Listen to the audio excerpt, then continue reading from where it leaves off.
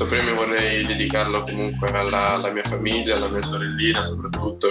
Vorrei ringraziare tutta la Vanoli Cremona, perché non è da tutti prendere un giovane e metterlo a dargli tante di quelle responsabilità in una lega così competitiva come la Serie A.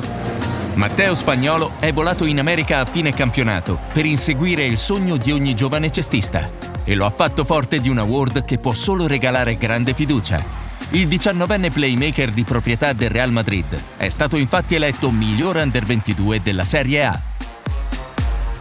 Una de las muchas características que tiene Mateo, evidentemente para ser un jugador de alto nivel, tienes que tener unas cualidades físicas, unas cualidades técnicas y sobre todo unas cualidades psicológicas. Y Mateo la tiene. Palleggio, arresto e canestro di Matteo Spagnolo, il carattere e gli attributi. Tiene muy claro cuál es su futuro, tiene muy claro cuál es su sueño y él anhela tenerlo.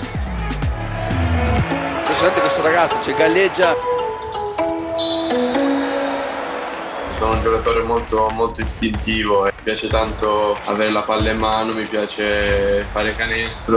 Una magia! Matteo Spagnolo! Ci sono dei momenti anche durante la stagione che mi sono sbizzarrito, ogni tanto mi è uscita qualche giocata così distinto.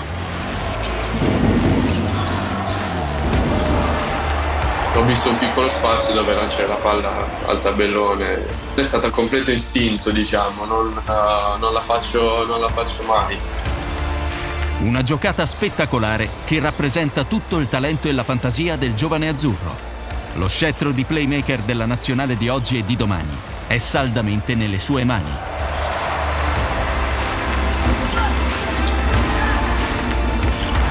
Ha questa capacità di controllo di palla importante, di lettura e di giocare uno contro uno. Ogni tanto fa delle cose inaspettate che non pensi su un ragazzino così.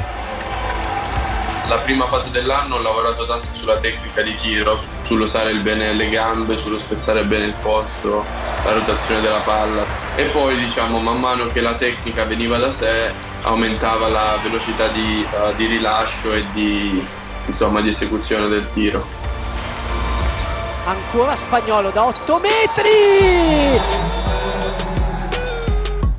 Ho cambiato nel corso degli anni un po' la tecnica di tiro, però il tocco più o meno ce l'ho sempre avuto un po', anche perché iniziando a giocare da quando hai 3 anni più o meno ti viene.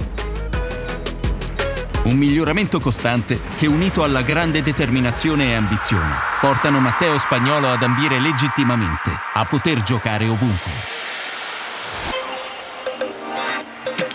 Io sono in America comunque per un motivo. L'ambizione è quella. Io penso che in una carriera di un giocatore ci siano diverse fasi. La fase importante dell'anno scorso per me era soprattutto il giocare, però penso che ci siano anche altre fasi della propria carriera dove bisogna avere un po' più di pazienza. Salendo di livello non ti viene subito dato tutto, insomma te lo devi guadagnare.